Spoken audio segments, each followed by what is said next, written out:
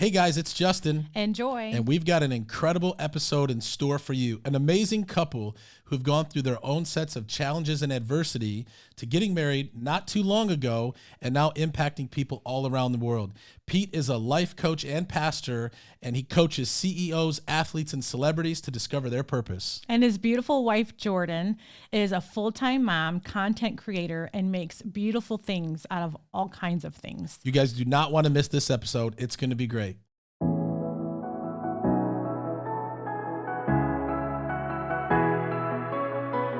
Real, raw, and uncut. Like, there is no sugarcoating. We're real about it. If you're real people, message us.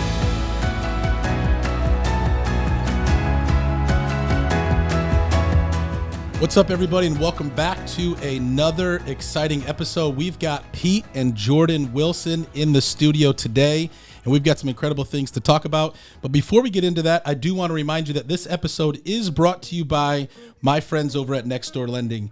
Next Door Lending is a team of professionals that believe everyone should be treated as if they lived next door. The founders and team members have more than 150 years of combined loan experience helping clients all over the country choose the best loan program to help you accomplish your goals. Next Door Lending is currently licensed in 24 states and has a team of over 100 loan officers specializing in helping you get the best rate and terms. Whether you're looking to refinance your home or you're looking to purchase your next home, call my friends over at Next Door Lending today at 888-885-3667 or visit their website at nextdoorlending.com.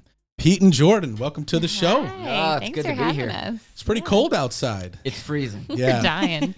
And you guys are from Nashville. Yes. But it's cold down there too. We can't escape it right now. I know, it's crazy, like all over the country. Yeah. We had 10 inches of snow, which 2 inches in Nashville paralyzes us forever. You guys got We 10? got 10 inches of snow, which is, I feel like a lot for here too. Oh, yeah. But Anywhere, it was that's a lot. for us. It's Are you guys insane. like locked in at that point? And Absolutely. everybody They stays shut the home? whole town down, don't yes. they? We don't go get food. So There's that was nothing. a week ago. Yeah. Did that happen? Yeah. Kids will still be out of school next week Wow. because there's nothing to clear the roads. Yeah, we don't have the 'cause equipment. you guys don't have like snow trucks and stuff. No. No, do you guys do salt like or anything like that? Yeah. They do like on the interstates. On the interstates, So if you okay. can make it to an interstate, You're good. You just you can't get But off you the gotta get interstate. there. You gotta That's right. you gotta get there just and you keep can't get looping. off. Yeah, Just drive to until there's no Miami. snow. Yeah. That's Keep crazy. driving, yeah. Just keep going. This winter's been interesting because we were recently at a real estate conference and there were people missing flights from all over the country Oh, yeah. and couldn't get there because like pretty much everywhere was hit by this. I don't even think they named it. There wasn't like a polar vortex or anything like that. It needs a name. It does need a name, especially when it like hits everywhere. Yeah. Yeah. Because when you think of Nashville, that's south. Like you don't think of 10 inches. No. No. Yeah. We don't I either. think we average 4 inches of snow a year. Yeah. The In whole total. year. The whole in year. total. And then in one snowfall, you got 10. yeah. That's crazy. It was magical the first day, and now we're kind of over we're it. done with it. Yeah. Like it's it. It gets old after a while. Yeah, it does. Well, we're excited to have you guys on the show. Thanks for having us. Thanks for being Yes. here. You came all the way to Michigan just for us. That's Just right. for you. Just kidding. It'd be nice to think that, but no, you guys are here because you guys do a lot here at Northridge Church, which Joy and I are a part of. And that's how we had the chance to meet you, Pete. That's right. This is actually our first time meeting you in person, Jordyn. Oh, yeah. Wow, So it's good a to treat. meet you guys. Yeah. And so, we've been doing this Real, Raw, and Uncut series, right? So when Joy and I started our podcast, it's primarily been just me, and we're like, we have this segment where we talk about marriage, we talk about faith, we talk about how to parent and have kids and do all of these things and be busy at the same time. And we always think about guests who kind of embody that.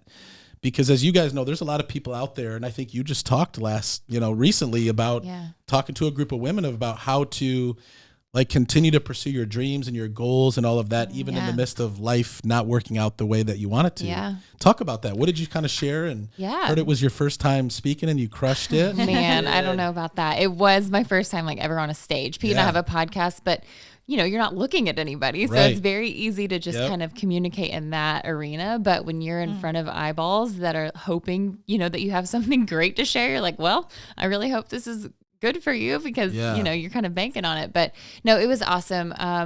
Our story kind of started in a similar fashion of like not exactly starting how you would think, or like our life was just kind of, we were both in a place of just not ideal circumstances, right? Like I had been through a divorce and I was just kind of in a low point. And so was Pete. And so we were like, we need to talk about something that is applicable to all women, because it was an all women's group. And also something that is very relevant to us and our story. So we could be really authentic and kind of our experiences. So yeah, we just got to share, how do you respond in life when it's not turning out exactly how you thought? Because we've all been there, and if you haven't, it's probably coming. So it was just kind of a very practical, like, here are a few takeaways, to just really take the step in the right direction towards hope, instead of kind of living in the stagnant despair. Because I mean, honestly, I don't think life ever turns out the way that we want it to exactly turn out. But what's amazing is it always turns out the way God has it to be. Exactly.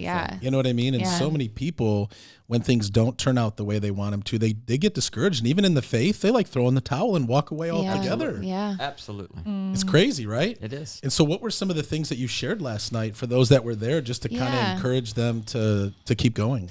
Yeah. So I think, I'm very practical in nature. So I love the big inspiring talks, but I also need some tangibles. Like, okay, that sounds great. Yeah, I need to move forward, but how?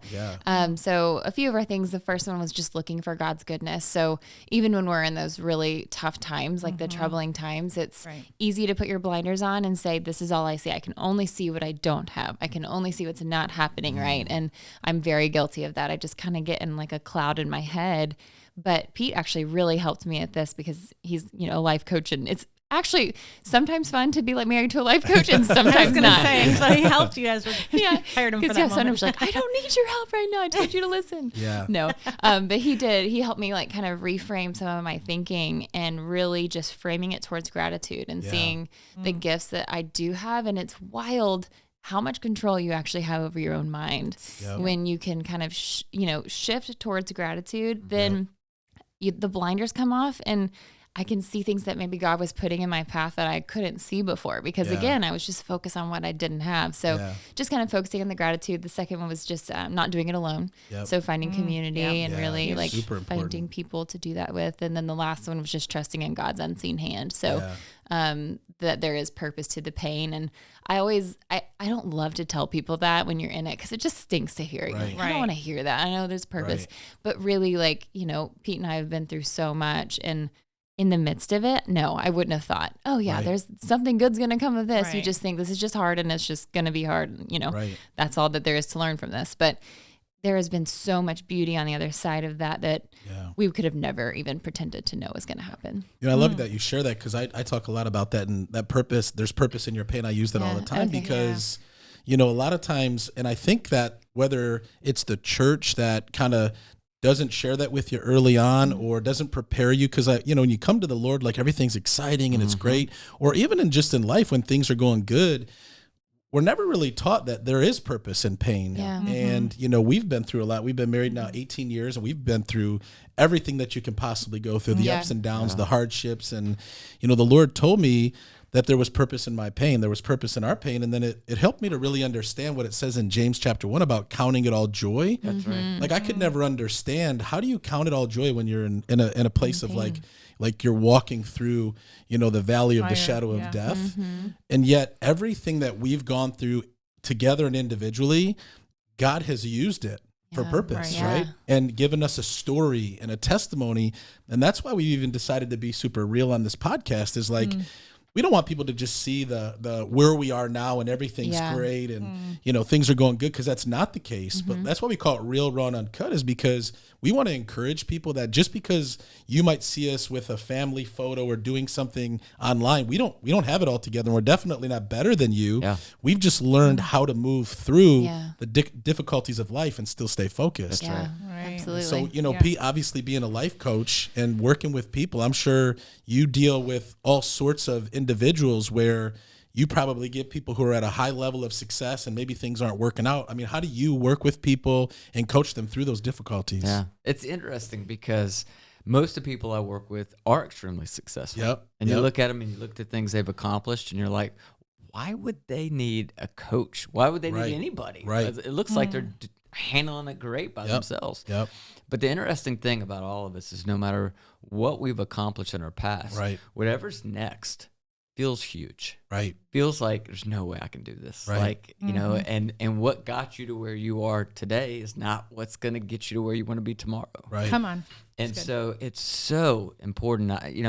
When I look back at my own life, every big leap I took in my character, every big leap I took in a skill set or a mindset came from the help of a coach, a mentor, a pastor, right, somebody who could see something inside of me that I could not see in myself. And that was part of what really inspired me to say, I want to spend my life helping people get to the next level, whatever the next level is for them. Yeah. And I love it. That's powerful. So it didn't start off as you being a life coach. How long? I mean, you're in ministry. How long? Yeah. Like, what was your journey into ministry? I mean, did you grow up in the Lord? Did you grow up in a Christian home? You know, I've heard a little bit about your story, but they haven't. So I want you to share that. So I grew up in a crazy strict religious home. I mean, wasn't allowed to go to movies. What? I didn't see my Couldn't watch The first Simpsons? movie until I was cable. No Yeah, way. I know. Absolutely not. I couldn't watch The Simpsons. I We couldn't did not either. have cable. We didn't have, we weren't allowed to go see movies. You taped over a tape, an Amy Grant tape with Def Leppard. Like, that's how. Yeah, I did do that. That's the worst thing you've ever done. Yeah. And I got to meet Amy Grant. And I told her that. Did you tell her? I apologize. But I also taped over Michael W. Smith one with Michael Jackson. That's so- awesome. Still Michael. Yeah. Still Michael. But yeah, I wasn't allowed to listen to anything other than Christian music, so I had to kind of hide that. You're hiding it, growing yeah. up as a kid. So that was kind of what I grew up in. So you would think, because a lot of people that grew up in that environment rebelled. big time. They just go off the run deep end. way. Yeah, For some reason, I didn't. that's awesome. I was able to see that there was something more to this than just all these rules. Right. So got real involved in church in high school in a great youth group. Had a blast. Yeah. Went to college, got involved with the college ministry, and at 18 is when I took on my first ministry role That's as a awesome. youth pastor and started my first church while I was still in college at 21. Wow. Holy So cow. yeah, it's crazy. And That's stayed awesome. there for 5 years, moved to Nashville, started Cross Point Church, and kind of the rest is history. Yeah. I mean, what made you pursue the Lord after? Because like you said, a lot of times people, as soon as they have those restraints removed, Yeah. In college, they just want to 8 go years. dive even deeper into Def Leppard and go down that complete path. I mean, obviously you can say it was the Lord, but like when you're a teenager, there's just so many temptations. There's so many things being thrown at you. What do you feel kept you moving towards purpose? Yeah, it was a calling. Was it? I felt it probably when I was 15, 16 years old. I didn't have words for it, but I felt it internally, the sense of God communicating to me, Pete, I'm going to use you. Wow. I'm going to use you. And I remember thinking, there's no way. I didn't think it was going to be inside the church. Right. So I looked at churches, I looked at pastors, I was like, I'm not them. Yeah. I'm just not. I don't look like them, I don't dress like them. He spoke I it don't right out of talk his like mouth. them. Look at him. And That's careful. so I kind of rebelled against that, and then I just kind of fell into it. And again, when I was in college, and I would sit down with these students, and I would talk, I was like, they're actually listening. They're paying attention. They're leaning in. It scared me to death. Yeah. I was like, I think God gave me a gift. Yeah. I think He gave me this gift of communication, and I just kept following that. I didn't know, I didn't know where it was all going to go. Right. Yeah. And I think that's true for so many people. Like, we want to figure out the last step before we take the first step. Right. It doesn't work that way. Yeah. In any area of life. Yeah. Right. You got to take the first step, and then the next step, That's so and good. the next right step. Yeah. And you don't have to be attached to the outcome. Right. That'll lead you astray real quick. Yeah. Well. So for me, it's just, what's the next step? I just kept taking the next step, and things just unfolded. That's so awesome. We were just at a real estate conference, and there were some pretty incredible speakers that spoke. And one of the guys, he shared how oftentimes we look for happiness at the end. Like, if I just get this next sale, if I just hit this goal, if I just get this house or accomplish this thing, Right. and we find ourselves not experiencing the happiness or the fulfillment, along the way. Because what I've noticed in my own journey is, and I'm sure we can all say this at some level as humans, is like we fantasize or envision that when we get to this place or accomplish this goal or do this thing, like we almost romance the outcome of this. And when we get there, we're like, oh, it's not as good Absolutely. as I thought it was going to be. Or you get a new car and it's like you worked so hard to get it and you're so excited. And then after a few months, you're like, it's just another car. Yeah, because it didn't actually bring you that fulfillment. It doesn't bring you the fulfillment. And I think, obviously you work with a lot of entrepreneurs and successful people. You obviously have a big audience, which we'll talk about with moms and women. It's like, how do you coach to that? How do you coach, because I don't know if all your clients are believers. Do you have non-believer clients? So how do you, because it's at least us, we can find our purpose and our hope and that fulfillment in the Lord. But how do you coach to someone who doesn't have that and is maybe feeling lost in that pursuit or have achieved all of these incredible things and yet they lack the fulfillment? Yeah. It's interesting because with a believer and a non-believer in that particular area, the coaching is very similar because almost everybody that comes to me initially because there's some external goal they want to reach. That's where it starts. They want to 5X their business. They want to speak on this stage. They want to win a Super Bowl. They want to win a gold medal. Whatever it is, there's some external goal that they're motivated. And so it's almost a little bit of a bait and switch. It's like, okay, yep, we'll help you with that. Yeah. We can do that, Yeah. right? But first, you got to find that inner peace and happiness because that out there is not going to give it to you. Yeah. There is no external goal that you're ever going to achieve that's going to bring you internal peace and happiness. So true. It just doesn't work that way. No, it doesn't. You got to have that inside first. Yeah. And then approach that goal, approach that dream from a place of fulfillment Yeah. in the first place. Yeah. Because if you don't, you might still get the gold medal.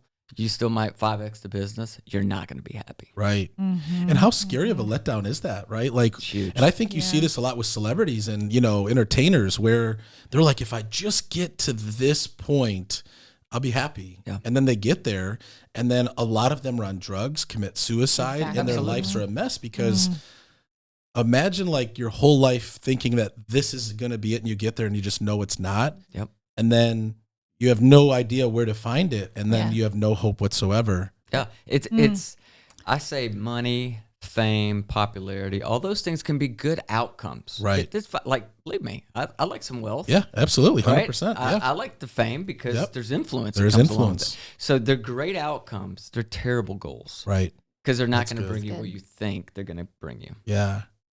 How do you coach to that with women? I mean, I know you have a huge following, right, on social media. In my world, it feels big because I'm like staying at home with my daughter. I'm like, there's more eyes on me than a 2-year-old. So,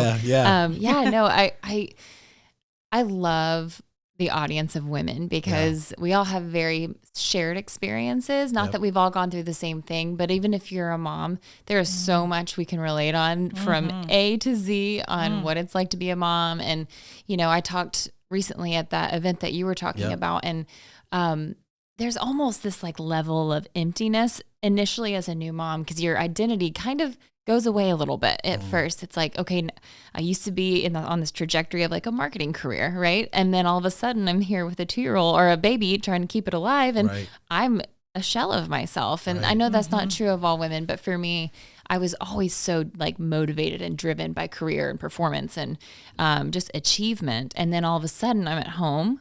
There's no eyes on me. There's no benchmarks. There's no anything. And it's just like trying to figure out exactly where I wanted to go and who I wanted to be. So anyways, I just started trying to relate to women online in that way, but finding fun ways to do that and finding ways to share with women how you can like make the mundane more magical, and just how can you, do some more fun things with your kids, and how can you, improve your home, and just little things that I was already doing, trying to find a way to, share that and also potentially monetize that, because social media is a fantastic tool. It can also be terrible. Yeah. Social media can be this, comparison game, and we all know it's a highlight reel. Right. But I kind of went into it with a mindset of, this is going to be kind of like a business for me, and not treating it in a business in an inauthentic way, but just more like, there are ways that I can do this and also provide for my family and feel like I have another purpose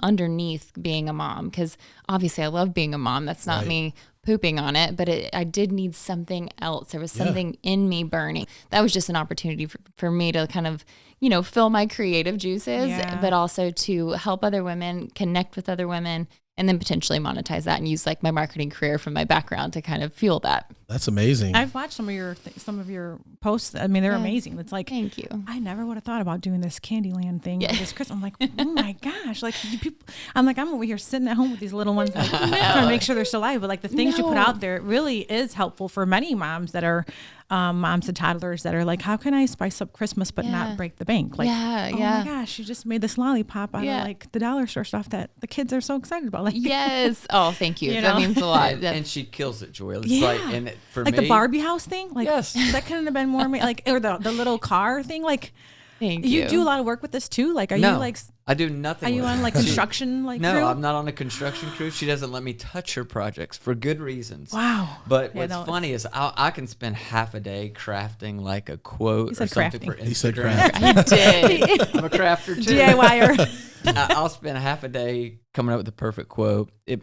might get 1,000 likes. She puts up, how to turn a toilet paper roll into a telescope or something. It gets 5 million views. It's amazing. To be clear, I had never turned a toilet paper roll into a telescope. Let's not give me that kind of name. No, it's been fun. I think you are such an encourager, but I show up with things on Facebook Marketplace and he's like, Jordyn, where are we putting this? I'm like, I don't know, but it's for content, so we're going to figure it out. But he's been a really huge help in kind of motivating me to do it. But yeah, it's just fun. It's cool to use it as a tool. And does anybody ever contact you and like ask, like, are you selling that after you're done making it? Did people want to buy things off you? I have had people ask that, or they want me to come to their house and do it for them. And we actually talked about doing that, but then that opened a whole nother can of worms. We need to just give some of it away. Is what we need to do. Moms in need that need an extra. He's Barbie over house. Yes, exactly. Yeah. How do you come up with your ideas of your content? Yeah. Because I'm obviously there's a lot of content people out there, but there's only a very small portion that actually attract an audience. Like, obviously, most people usually start off with just doing it, but then because I've followed a lot of people on content, it just grows, and then it becomes something where you're actually getting a hold on it or hold of it and really kind of mastering it. Where do you come up with your content ideas? Yeah, I think it starts with knowing your audience first, right? And really niching down to start. So if you're ever interested in content, it's finding that audience in such a way that you're not trying to be all things to all people. Right. So I started, I was like, I don't want to just be for women, because what if there's guys out there that like to, make cool treats for their kids or whatever else. And finally I was like, you know what? No, I need to speak to me.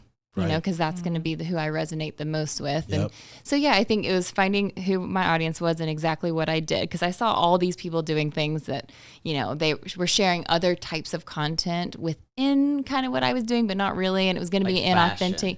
Yeah. Like if I were to start being like, oh, and this is what I'm wearing to the grocery store. That's so not me, because I'm truly looking like a wet rat going to Kroger sometimes. So I'm like, I don't need to do that. That's not my lane. Right. But, it's hard to be real with yourself in those moments and saying, okay, no, I need to X that out. So anyways, all that to say, finding your audience. And then, my dad is a super creative dude. Yeah. I grew up watching him. He's a graphic designer. So I grew up watching him and kind of just loving the creative process and dreaming big, and just, he would just look at anything and have an idea for it. So I think I have some of that from him, but then also just other creators, being inspired by what they're doing. And, there's kind of this world in the creator, especially in what I do, that you feel like someone sees that idea and they just copy it and say that it's their idea. So we try really hard to, like, if there is something that we've seen somewhere else, to credit it. But otherwise, just Pinterest and, being inspired by my daughter, what would make her excited? Or, what is something that I would typically, want to do for myself. So I don't know. I think it's a combination of just how I was raised and also just kind of keeping your eyes open and staying curious. That's awesome. I think it's definitely a gift. Yeah, for sure. Because I am like creativity. I'm like way on the other aspect. I am not creative. I could never do what you're doing, and I don't know how it would turn out if I tried. And I'm okay with that. Do it. Like I'm not creative. I've tried maybe you're not creative in that aspect, but you were creative when you decided to marry me. It's pretty creative. Well, that was taking a chance. It was like a gamble, I think. That's funny. I guess I like to gamble, maybe. Yeah. Hey, that start you a page, girl. I don't know. No, but, I mean, it's it's a gift for sure. Yeah, I mean, not everybody's gifted like that. Yeah, but I like what you said. It's knowing your audience too, because I think a lot of times people try to reach everybody, but you attract. I heard it said you attract who you are. Yeah, exactly. It's like your tribe, right? Mm-hmm. So talk about your podcast. You guys are on a podcast together? Yeah. We are. What is your podcast called? Call it the Good Talk Podcast. The Good Talk Podcast. And what is it about? Everything. In that podcast, we do the exact opposite of what she said we should do. And it's kind of like our podcast. Yes, it was. Yeah, it was. Yeah. But for us, when we first got married, we were like, we're working 2 different jobs, but we wanted to do something. We're collaborating together. Yep. We're sharing. We feel like we're making an impact together. Yep. And for us, it was the podcast. Yeah. Who knows how long we'll do it? It's just fun for us. We just sit down and we just talk and try to encourage people. Yeah, it's encouragement and personal growth. I think that the tagline is where we share the joy of life, the love of God, and the possibilities that lie ahead. So just hope and encouragement for your daily life. That's awesome. Yeah. You know what I love about the podcast is when the Lord told me to start this podcast, it was really just out of obedience. And what's amazing about a podcast is when you put things into the atmosphere through technology, you never know who it's going to reach. That's right. I've had people reach out to me from another country and say, I've been following your podcast, from Australia. And I'm like, it's so amazing to hear how people are hearing your message. That's amazing. Do you guys ever get people reaching out to you that say, man, your podcast has really helped me. It's encouraged me. Have you found out kind of who your audience is that listens into your podcast? Yeah, we hear stories all the time. And I'm always same way. I'm always surprised. Yeah. But I've seen this through my whole life. And it's why I've tried to be obedient and finding ways to communicate the goodness of God. Amen. And whether it's through speaking in church, which I love to do. Yep. Writing books. I wrote 4 of them. That's awesome. I've just seen I've seen God, when you put it out there in the universe, he can take it and spread it any way he wants to. Amen. And sometimes you'll never know. No. Because not every single person that reads a book or listens to a podcast is letting you know about it. Yep. I'll tell you a quick story. Yeah. My first book was called Plan B. And wrote that book. I'd never written a book, didn't know what I was doing. They asked me to write it. I was like, sure. They paid me. I was like, even better. Right. And I write this book. It'd been out for maybe 3 months. And I'm on a speaking gig that's actually on a cruise. It's a conference that was on a cruise ship. But not everybody on the cruise was with the conference. There's only like maybe 200 people out of several thousand people that were there. And I had lost my room key. I left it at a little coffee shop that was on the cruise. So I go back to ask if they had my key, if I had left it there, because it's also like your credit card. And I'm sitting there, I'm asking them, hey, did somebody leave a key here? They're like, yeah, we have it right here. And the lady standing next to me, she literally is just staring at me. She looks white as a ghost. And she says, is your name Pete Wilson? And I said, yes, it is. She said, did you write a book called Plan B? I said, yeah. She said, I've been reading your book today sitting by the pool on this cruise. Turns out she lived like in Indiana. She was going through a divorce. She was not a Christian, but a group of Christian friends got together and bought her a gift certificate to a Christian bookstore. Yeah. Said, we're going to send you on a cruise because you need to get away, but we want you to go to this Christian bookstore, buy some books, and read them while you're on this cruise. Wow. She did that, is on a cruise ship. We're out in the middle of the stinking ocean, and I'm standing next to her at the coffee counter the day she was reading my book. That's so powerful. And I mean, I almost passed out. I was like, there's no way. I was like, somebody put you up to this. Right. Like, my publisher had to do this just to try to encourage me. Yeah. Because I wasn't even sure at that point if anybody was reading the book. Right, exactly. And that was the first time it hit me. I was like, wow, there's power in this. Yeah. There's power in this. I just have to be obedient and write, say, do whatever he's calling me to do. Yeah. And leave the rest up to him. And what's amazing about that is you can't make that up. Like, you could never orchestrate and make that happen. No. That's just God showing you, I got you. That's right. You're doing the right thing. And it just inspires you and encourages you to keep going. That's right. And I thought about for her as well. God was doing that as much for her. Oh, yes. Yeah, she's in the middle of a divorce. She's brokenhearted. She doesn't even know the Lord yet. I promise you, in that moment, she's like, all right. I got you. Yeah, what's the chances of this? Yeah, I'm right? listening. Yeah. So it's just, I love it when God does that stuff. That's you love when he allows you to lose your key. Yeah, exactly. A little frustrated, a little frazzled, and you're like, oh. Yes. And that's beautiful. It's that Romans 8:28, which was my foundational verse when I first got saved, is he causes all things to work together for the good, right? To those that love him and have been called. And just those little moments is just like, wow, God, this is phenomenal. So you were a pastor. You still are a pastor. Yep. How did you get involved with Northridge Church? Because obviously you're from Nashville. We're here in Michigan, and all of a sudden you just started showing up at Northridge, and not only us, we love you, but everybody loves having you here. So how did that happen? You know, it was about a decade ago. Yeah. I was in a group, with a small group of pastors from around the country. Yep. Pastor Brad Powell, senior pastor at Northridge, was in that group. There was like 7 of us. Yep. And he and I just hit it off, you know, and we never became best friends, but we stayed in contact with each other. Yeah. And I would come up usually once a year in the summer. He would take a sabbatical. Yep. He'd invite different pastors up. Yep. So for years, I would just be up here once a year in the summer. Yep. And then when I went through all my stuff, I went through a divorce, resigned from my church. Had no idea what I was going to do with my life at that point. Yeah. And the vast majority of people in my life scattered. Yeah. I didn't realize it until that moment, but I had created basically a life full of transactional relationships. Mm-hmm. They were in my life because I was either doing something for them or they were doing something for me. Yeah. They were friends, but it was based on a transaction. Mm-hmm. Right. And so when all of a sudden I couldn't provide them with the things I'd always been able to provide them, whether that was access to a stage or a paycheck or whatever, boom, they're just gone. Flees. Yeah. Wow. And Pastor Brad was one of the very few pastors who stayed in contact with me, called and checked on me. He flew to Nashville one day just to have lunch with me, to encourage me, and to tell me basically God's not done with you yet. Amen. And I felt like God was done with me. Right. He believed in me when I couldn't believe in myself. Same thing this woman right here did for me. Mm-hmm. Yeah. And so he finally convinced me to come on staff, and it's one of the best decisions of my life. Wow. I love it. Yeah. That's and awesome. so how long ago was it that you came on staff? 3 years ago. 3 years ago.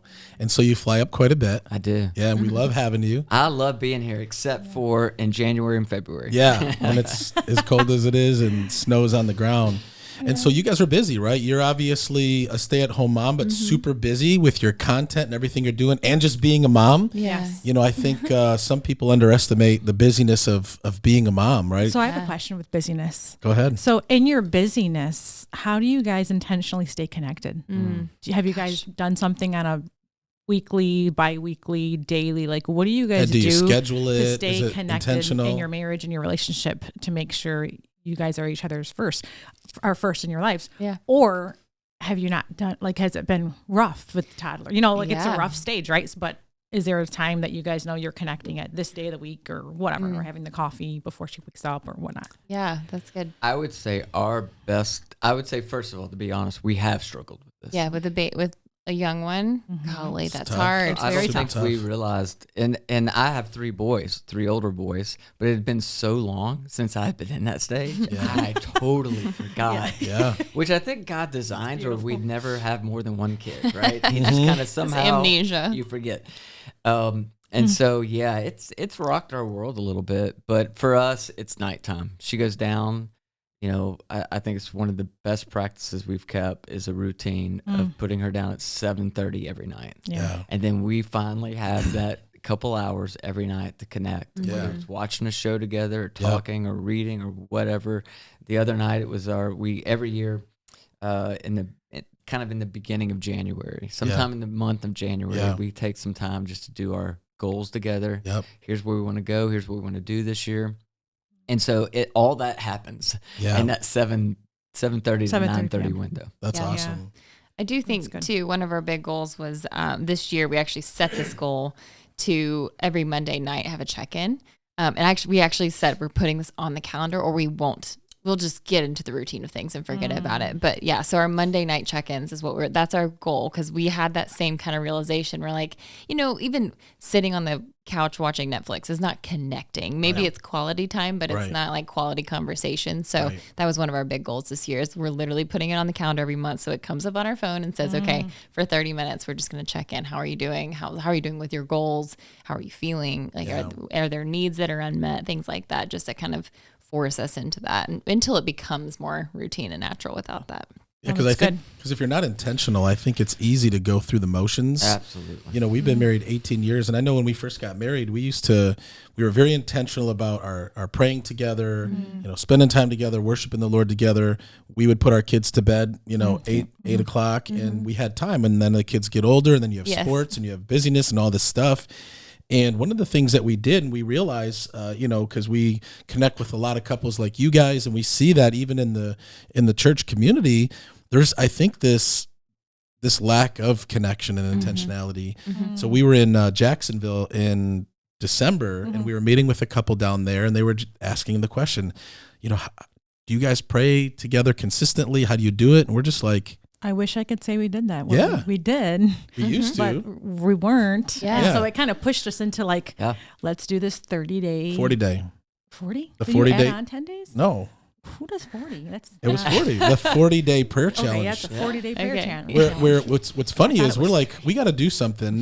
And we were initially talking about it with this couple in Florida, but then we're like, you know what, I'm going to put this thing out on Facebook and see, hey, if we do a prayer challenge for, you know, couples to pray, you know, who would be interested. And then what's funny is I was picking up, Joy had left something on her little nightstand? desk. Nightstand. And I saw a book that was been sitting there for at least a couple of years, and it said Couples Who Pray, the 40-day prayer challenge. Yeah. Wow. No way. Yeah, and I don't think we read it together. No, we never read it. It was like there to like remind me like we got to do this, but so I did dust it off a little bit just to make sure I read the title properly. And then all of a sudden we had all these couples respond on Facebook like, we need that too. Cool. And what the 40-day prayer challenge is just you read this book, 4 pages a day, and you pray 5 minutes together. Wow. Just 5 minutes. And when we started doing that, like everything shifted. Like, not that it was bad, but we just felt more connected. We became vulnerable together with each other in prayer, because that's what the book talks about. It's just like being vulnerable, praying about it. And now we've got couples we meet on Wednesdays on Zoom just to kind of check in. Cool. And these couples are really starting to see change, but it goes back to that intentionality and planning it. yeah, I it's love been good. that. It's like a refresh. Yeah, it is. It's like easy to, I pray, we'll call each other and just a quick pray. Yeah, if we're not less over together. work and whatever we have going on. But no, it's some deep stuff. It's good. It starts to bring things out and stuff. And so, That intentionality, I think, is so key in every area of your life. right, You're not going to drift into becoming physically fit. right. You're not going to drift into being a great leader. You're not going to drift into a great marriage. Right. I think people think they can just coast into these things. Right, But if you're coasting, it means one thing: you're going downhill. right. And so there has to be an intentionality. There has to be some goals, some planning around that. Yeah. Of saying, this is where we want to be. This is who we want to be. Right. And, structure your life around that. Yeah.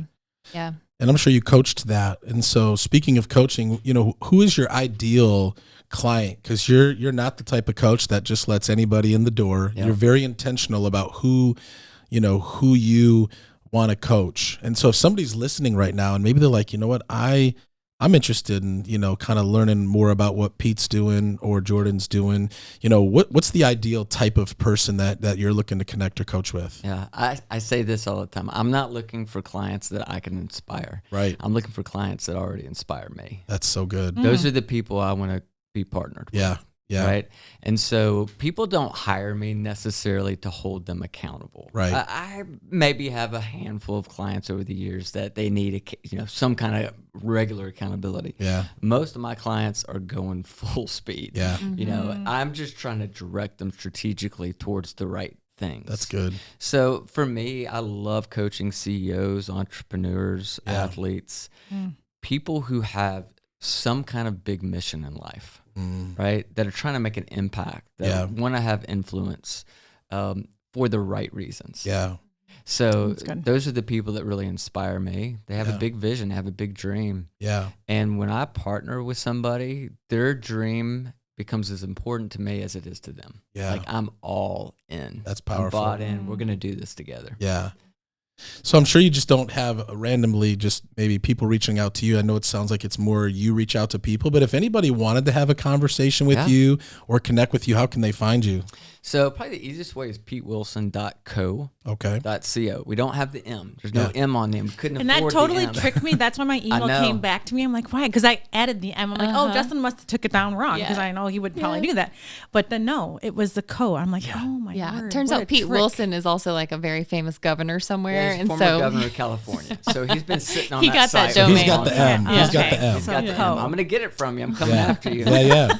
If he's listening to this podcast, I'm coming after you. But it's petewilson.co, and all the contact information about my coaching is there. Yeah. And I do have people that reach out, and I'm always open to having jumping a on a conversation. 30-minute Zoom and let's just talk about what are your biggest challenges? What is it you're trying to accomplish, and why is it you haven't been able to accomplish that yet? Yeah, just to make sure this is a good fit. Right. And I love that because I currently don't do one-on-one coaching. I do group coaching in the real estate world because I think I did a couple of clients, and I looked at it, but I don't want to chase people down. I don't want to like, hey, did you do your homework? Or hey, and I'm just like, there's no fulfillment in this. And I feel like I'm wasting my time, even if I'm getting paid. But it goes back to what you said, coaching the right people. And obviously you focusing on your audience of who, you want to work with. So that's good. Yeah. So really petewilson.co.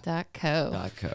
So what's in store for you guys together? What's the future? Like, what are your goals together as a couple? Are you guys, pursuing something bigger together? Are you believing for something?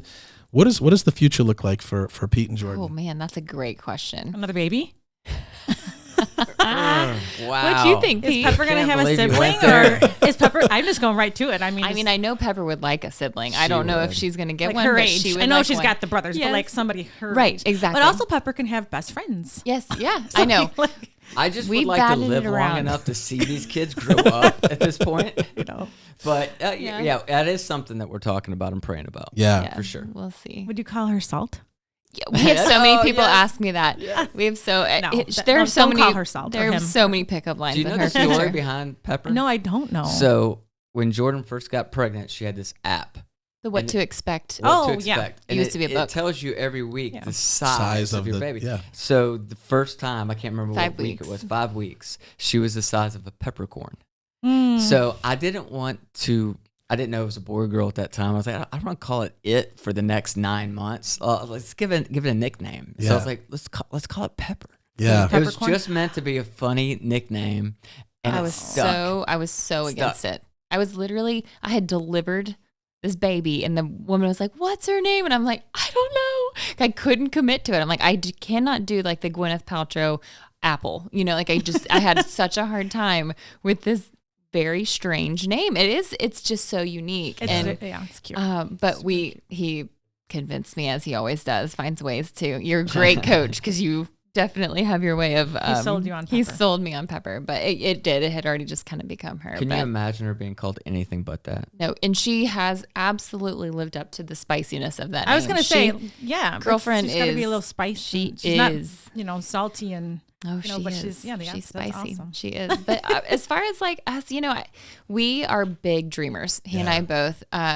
Where we have weakness in some of our aspirations is like the execution, right? We're like, oh, if we had a team, can you imagine if we had blah, blah, blah, blah. But we have these huge dreams. Yep. So that's where I feel like get caught up a lot because we're both so busy in other things. Like we don't have the margin to, chase some of the things that we think about. I don't know. I mean, we have like little investments we want to make. We want to get into, some Airbnb properties, things like that are just very, practical. Yeah. But from a big mindset, I don't know. I mean, we've always loved doing things together. Yeah. Like when we got to speak together the other week, it just was so, I don't know, it just filled my heart so much to do that with you. And so I don't know, I often think about that. And I think, you know what, if we just keep moving forward, something will open up for both of us. I see that for you guys, literally thank speaking you. more together and impacting, because I think marriage is right now, especially where you've gone through divorce, because I think a lot of times, and you know Lori, and I know Lori has an incredible story. She's actually going to be on the podcast soon. Is like, she's awesome. A lot of times when you go through difficulties, especially in the church, right? There's a lot of like judgment and condemnation, and it makes you just feel like I'm done. Absolutely.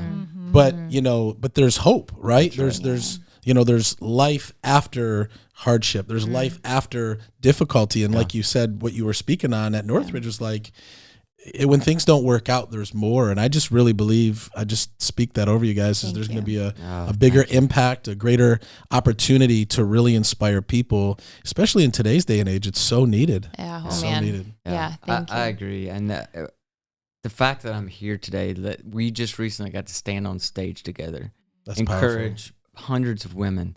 Like, I mean, it wasn't that long ago, 8 years ago, right. I was depressed, somewhat suicidal at times. I thought my life was over. I thought God was done with me. I literally had convinced myself this world would be better if I was not here. Wow. And to see what God's done over these past 8 years and to be able to do it with this beautiful woman, it's like, I never want to take that for granted. Yeah. Never want to take that for granted. And I want to encourage other people. That's what I was going to say. What would you say to those that are listening right now that may be in that moment? Yeah. What would you share with them? I would say this. First of all, a friend of mine says that you are perfectly positioned to serve who you once were. And I believe that.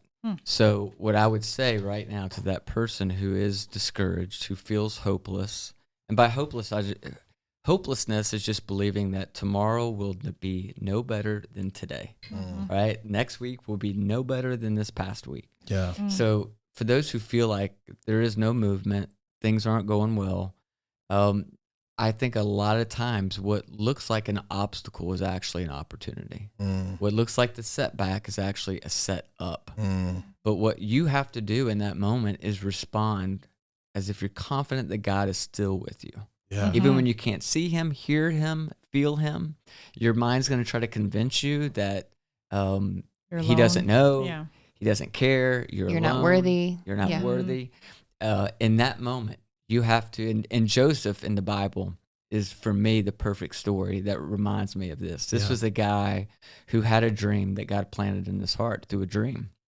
And, he's beaten up by his own brothers, thrown into a pit by his own. If anybody's been betrayed by their own family, they know how deep that betrayal is, right? He's sold into slavery. He has the character to flee his boss's wife trying to seduce him, but is still falsely accused of it and thrown into prison. He's forgotten about why he's in prison. But when you look at this guy's life, in every season and every circumstance, he just does what anybody would do that is confident that God is with him. He learned that God is most powerfully present even when he seems to be apparently absent. And so that's what I would say to anybody right now who feels hopeless, who feels like this is never going to end, it's never going to get better. You just got to take a big, deep breath and do what anybody would do that's confident that God is still with you, because he is. Amen. Powerful. So good. Jordyn, what would you say? Maybe single mom listening in, a wife, a mom of some young kids, just really maybe feeling at home, like just trying to find, what life is beyond, what you just shared. What would you say for those that are listening? Yeah, right. Just diapers and wipes. Yeah. I was in that season about a year after Pepper was born, and I just thought, I just feel functional. I feel like my job is to change diapers and make sure she's sleeping, and who cares about me. And I do think that finding little ways to fill yourself back up was so huge for me. And I did not know what that would turn into for me. I didn't know that meant one day I can have a platform to speak to a bunch of women and encourage them and inspire them. And, with a DIY, how silly is that? But as much as, I had never thought that would happen, I can't imagine not doing it, right? So I think that it was finding little ways to fill myself back up and having to remind myself, like, what fueled me before? What made me so excited? Or what did I love about my old job? Finding like that little piece of kind of what was it about that career? What was it about that role? And it wasn't the title. It wasn't, the function. It was, I was inspired by making something. Like, I was in marketing. I loved branding, and I loved, seeing something come from nothing. So how can I do that and find little ways to infuse that into my life. So I think every mom is different and everyone has different and dreams and hopes and fueled by different things. You know, you were talking earlier, you're like, that doesn't fuel me. Creativity in that way doesn't fuel me, but just finding those ways to fill back up, I think is so important, because we can just lose ourselves and just kind of become shells of people. And then when the kids are gone, that's why I feel like, women kind of hit this point of like, well, who am I now? What do I do with my time?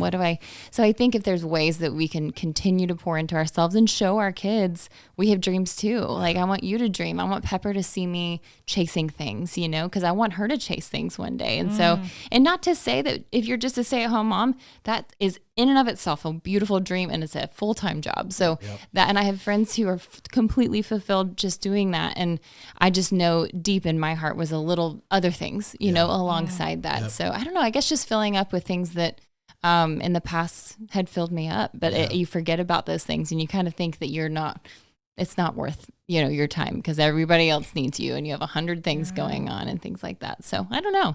It's just, I felt like it was very much God. That's so good. How can people follow you and obviously find you on social media? DIYs, right? Do some incredible things. No. Not called craft. She is not a craft maker. I do not. We were just not talking. 9 She years doesn't do old, crafts. guys.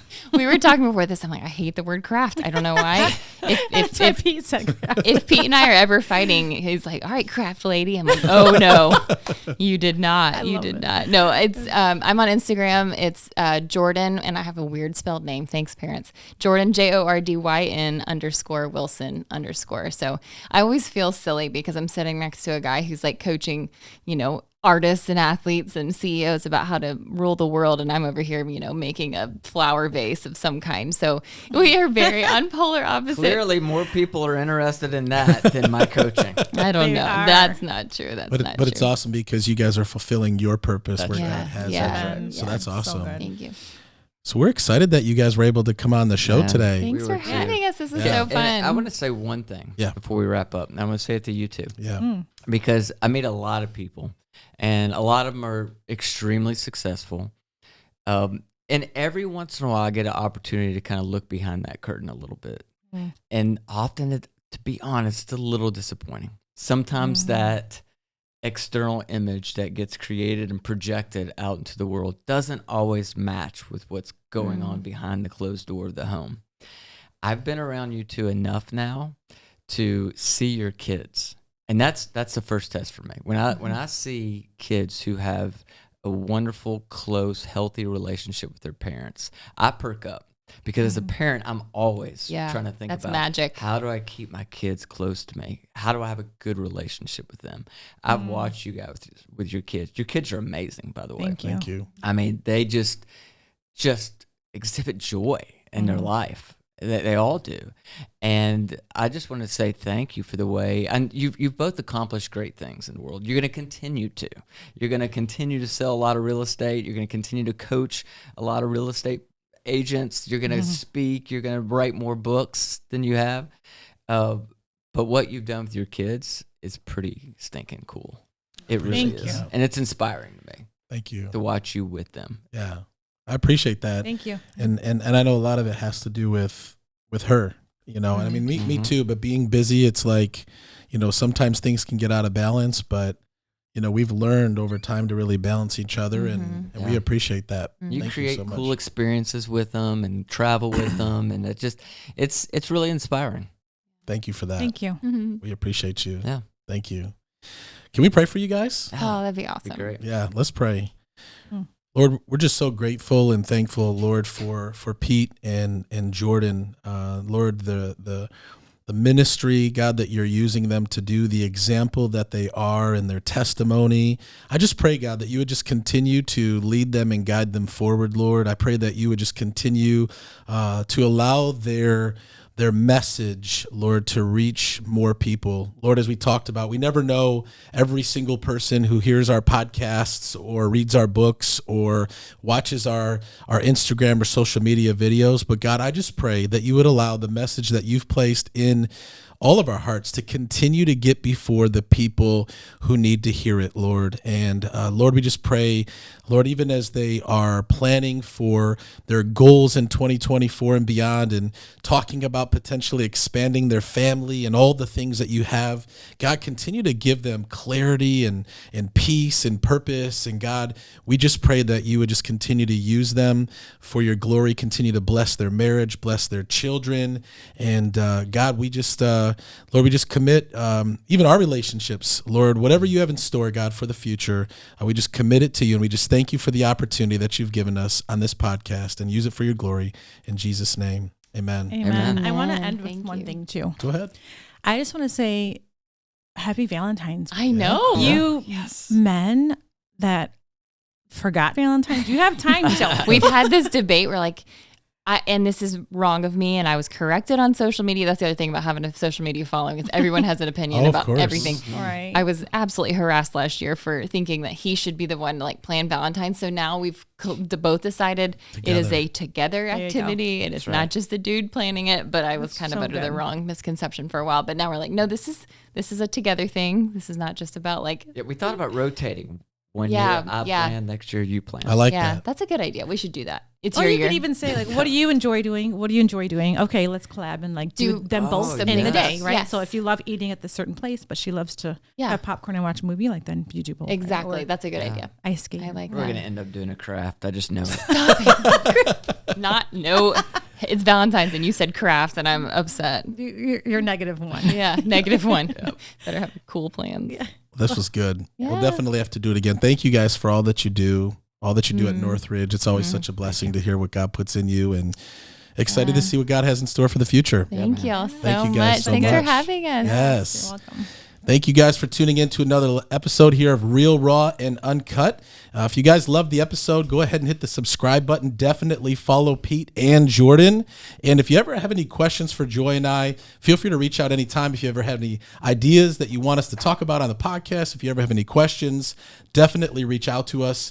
And feel free to follow us on social media, Justin and Joy Ford, or you can just type in Real, Raw, and Uncut. I do want to remind you that this episode is brought to you by our friends over at Next Door Lending. Next Door Lending is not just our mortgage lender. As a sponsor on the show, these are the professionals that we work with for all of our buyers. And so if you are a buyer right now looking to take advantage of the better interest rates, call our friends over at Next Door Lending. If you are someone that's looking to refinance your home, call my friends over at Next Door Lending. And if you're a real estate agent looking for an incredible mortgage partner, call my friends over at Next Door Lending today. They have over 600 five-star reviews, a perfect Better Business Bureau rating. Call them today at 888-885-3667 or visit their website at nextdoorlending.com. Two things we always like to leave you with. Number one, it's not how you start. What matters is how you finish. Number two, with God, all things are possible. God bless you guys. Thanks for tuning in, and we'll see you on the next one.